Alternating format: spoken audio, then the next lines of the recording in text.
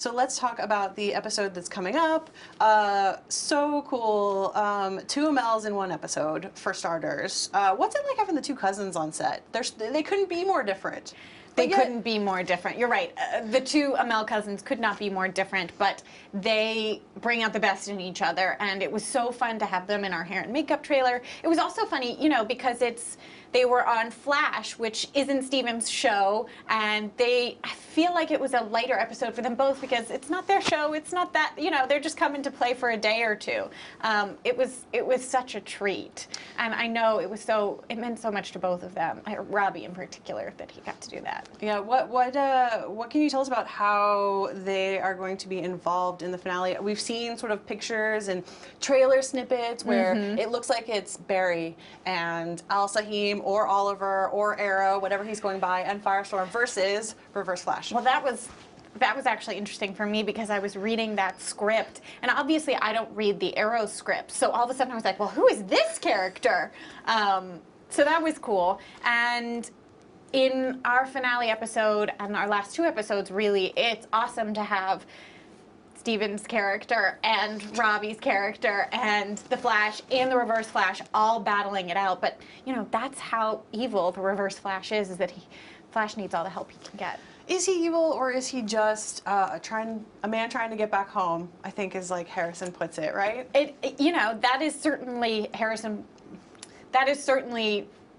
Wells, Eobard Thawne, the Reverse Flash's perspective is that he's just trying to get home. And if someone dies in 2015, it's okay. They were going to die a few years later, and it doesn't mean anything to him. So he's a little bit of a narcissist, but... Do you think they can talk sense into him? I mean, I would give him a copy of Outlander. I feel like Eobard Thawne, or whoever he is, has been at this journey for so long that he's probably not going to give up anytime soon. Now, in order to fight Reverse Flash, we also have a ton of other people coming back too, including Wentworth Miller as Captain Cold. Now, your character, Caitlin, hasn't had the greatest relationship with him over the season. No! How does she feel about him being back in town? Caitlin and Cisco are both really unhappy to see Captain Cold again, for obvious reasons. And his journey in the last two episodes of The Flash is something that they in particular struggle with. Like, what is this guy doing, and why is he in our Star Labs? Like, not too thrilled to see him there. And Lisa Snart is back as well. But it must be wonderful having Peyton on the set. I think... I was so excited about that. I just think the world of her. It was such a treat to have her. Do you think she can be redeemed? Because I do like the idea of Lisa and Cisco. That would be a fun pairing. It would be really fun to see Lisa and Cisco together. I hope so. And, you know, there's still a few elements of flirtation. The way that we know Robbie Amell is he laughs all the time. He just seems like he's very funny, and it seems like everything makes him laugh. He's wonderful. I feel so lucky that we've had him on as Ronnie Raymond and as my fiance and as Firestorm.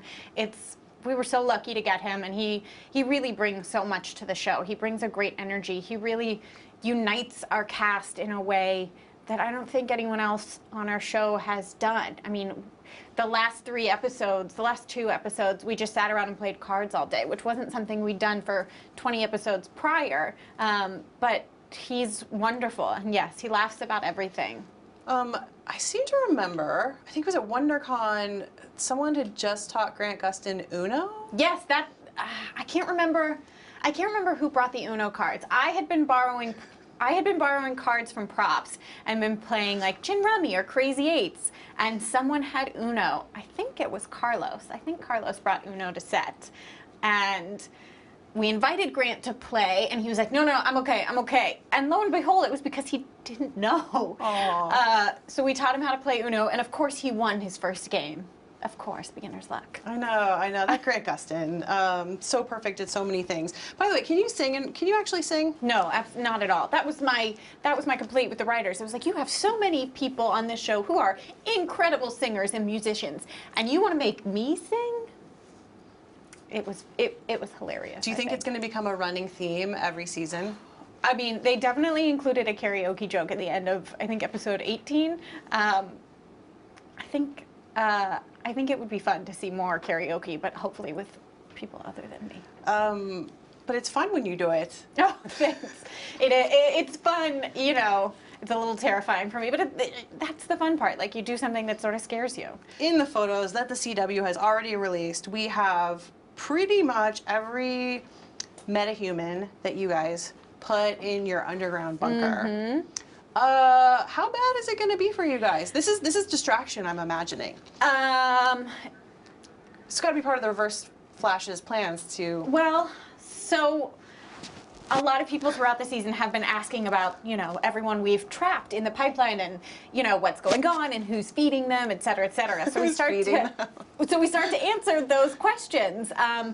And we realized that keeping them in the pipeline is not an option anymore. So what happens next obviously doesn't go really well for all of us.